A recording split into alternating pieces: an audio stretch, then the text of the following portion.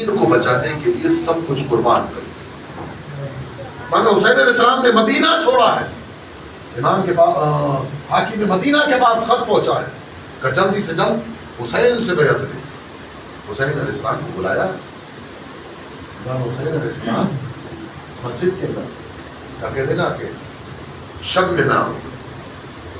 آج نماز مغربین سے فارغ ہونے کے بعد فاطمہ زہرا کا لال جیسے ہی اپنی ڈیوڑی پر پہنچا, اماں کی حویلی پر پہنچا, تو روزانہ کا معمول ہے کہ زینب انتظار حسین میں دروازے کے پیچھے کھڑی رہتی.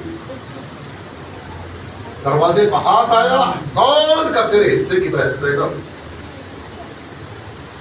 لیکن اے میرے ماجائے حسین, یہ تیرا حال تیری بہن سے پوشیدہ ہے.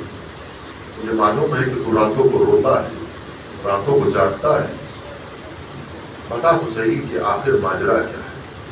حسین نے کہا بہن اب مدینہ رہتے کے لائے اپنا سامان سفر تیار. کیا ہوا ماجائے؟ تو ولید نے زندان دربار میں بلایا. جیسے ہی دربار کا نام آیا, زینب بےتاب ہو کر کہتی ہے حسین کچھ صحیح میں تمہیں دربار میں نہ جانے دوں. اے بھیا زینب دربار میں, میں حسین السلام کا بہن پریشان ہوں. ولید میرا قاتل نہیں ہے اور مدینہ میرا مقتل ہے, لیکن وہ زینب کرے تو کیا کرے کہ وہ دیکھ رہی ہے کہ یہی مدینہ ہے جس میں میری ماں کی پسلیاں ٹوٹی ہوئی تھی اور میری ماں دربار میں کھڑی رہی اور دربار سے خالی ہاتھ واپس. دربار پر زینب کو بھروسہ ہے. دونوں بہن بھائیوں میں یہ گفتگو چل رہی ہے کہ وہاں سے جناب لبابہ حضرت عباس علیہ السلام کی زوجہ کا گزر ہو. حسین کی ابا کا دامن زینب کے ہاتھ میں, بہن جانے نہیں دے گی حسین تم کو. اور حسین سمجھا رہے ہیں کہ بےتابانہ انداز میں لبابہ اپنے حجرے میں پہنچی. عباس لیٹے ہوئے ہیں, فضل سینے پر بیٹھا ہوا اپنے بابا کے کھیل رہا. بی بی گھر میں حجرے میں پہنچی اور زمین پر بیٹھ گئی.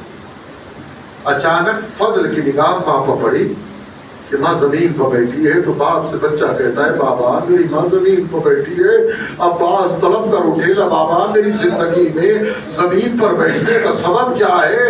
ادادارہ نے مظلوم کربلا بی بی لبابہ کہتی ہے کہ عباس تو یہاں بیٹھا ہے, میں عجیب منظر دیکھ کر آئے ہوں. ارے شہزادی کے ہاتھ میں آقا کی ابا کا دامن ہے.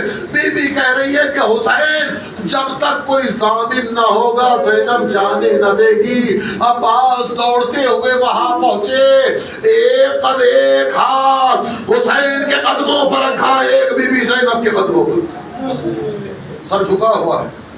زینب نے عباس کو دیکھا, حسین کی ابا کا دامن چھوڑ دیا. حسین تمہیں جہاں جانا ہے چلے جاؤ. حسین چلے جاؤ, اس لیے کہ ضامن میرا عباس آ کے لگے. عباس کھڑے ہو کر سر جھکا, شہزادی کیا حکم ہے؟ غلام کے عباس حسین کو دیکھو, حسین کا جسم دیکھو, حسین کا لباس دیکھو, امامہ دیکھو, ابا دیکھو. حسین جیسا دربار میں جا رہا ہے زینب ویسا ہی واپس لے. بیوی اور کوئی حکم ہے؟ حسین کا خیال رکھنا. ٹھیک آقا میں آپ کے ساتھ دربار میں جاؤں. حسین نے کہا ٹھیک ہے عباس چلنا. تنہا نہیں جاؤں گا, میرے جتنے شاگرد ہیں سب میرے ساتھ جائیں گے. ٹھیک ہے باس چلنا. جیسے ہی حسین کا سفر ولید کے دربار کی طرف بڑھا, باس نے ایک تکبیر بلند کی, کہیں سے مسلم, کہیں سے سید سجاد, کہیں سے علی اکبر, کہیں سے اور محمد, یہ سارے کے سارے بنی ہاشم کے جوان جمع ہو گئے. حسین آگے آگے ہیں, بنی ہاشم پیچھے پیچھے. دربار آ گیا, دروازے پر حسین نے عباس کو روک دیا. عباس میں دربار میں جا رہا ہوں. کہا آج تو شہزادی سے وعدہ کر کے آیا ہوں. عباس گھبرا کیوں رہا؟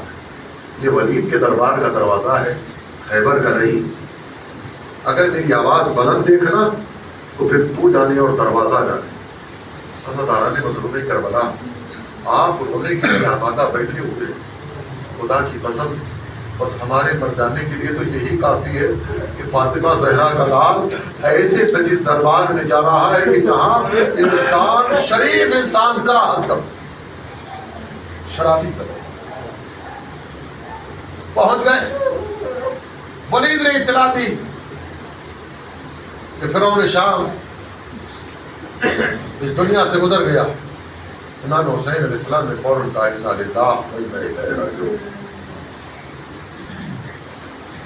بیعت طلب کی ہے. امام حسین علیہ السلام نے کہا کہ بیعت کوئی ایسا مرحلہ نہیں ہے کہ جو رات کی تاریکی میں طے کر دیا جائے. کل بات کریں گے, پورے مدینے کے سامنے بات ہوگی. یہ کہا کر امام حسین واپس آنے لگے. مروان پہلو میں بیٹھا ہوا ہے. ولی سے کہتا ولی اگر حسین آج تیرے ہاتھ سے نکل گیا تو کبھی تیرے ہاتھ نہیں آئے گا. زہرا کے لال کو تابع ضبط رہی. یمن زرقا بدکار عورت کے بیٹے, تو میرے قتل کی بات کر رہا ہے. حسین کی آواز کا بلند ہونا تھا کہ عباس کا ہاتھ ولید کے دربار کے دروازے تک پہنچا. اور دروازے کا تو پتہ نہیں کہاں گیا, لیکن بنی ہاشم دربار تک پہنچ گئے. ہاتھوں کو جوڑ کر عباس نے کہا آقا بتائیے کس نے گستاخی کی ہے. ایک مرتبہ عباس کے سینے پر ہاتھ رکھا, مسئلہ ختم ہو گیا, بات ختم ہو گئی. نہیں آقا آج تو میں بیوی سے جو ہے وہ وعدہ کر کے آیا ہوں. عباس کا غصہ ہے. عزیزان گرامی کچھ کہہ نہیں پا رہے میرے مولا, اس لیے کہ وہاں بھی شہزادی سے گفتگو کر کے آئے ہیں. ایک مرتبہ حسین نے علی اکبر کو بلایا اور بلانے کے بعد اکبر کے کچھ کان میں کہا. اکبر نے بابا کی بات سنی. اکبر دربار سے جانے لگے. جاتے ہوئے اکبر کو عباس نے دیکھا. جلدی سے دوڑ کر اپنے گھٹنوں کو زمین پر رکھا. اکبر کی آبا کا دامن پکڑا. اکبر میں آج تجھ سے شاگرد اور استاد والی گفتگو نہیں کر رہا کہ تو میرا شاگرد ہے اور میں تیرا ہوگا. آج میں تجھے رسول سمجھ کر علی ہو کر تجھ سے یہ سوال کر رہا ہوں. یہ بتا دے, شبیہ حیدر کرار ہے نا اور وہ شبیہ پیغمبر ہے, یہ بتا دے میرا لال تیرے بابا نے تیرے کان میں کیا کہا کہ تو دربار چھوڑ کر جا رہا ہے.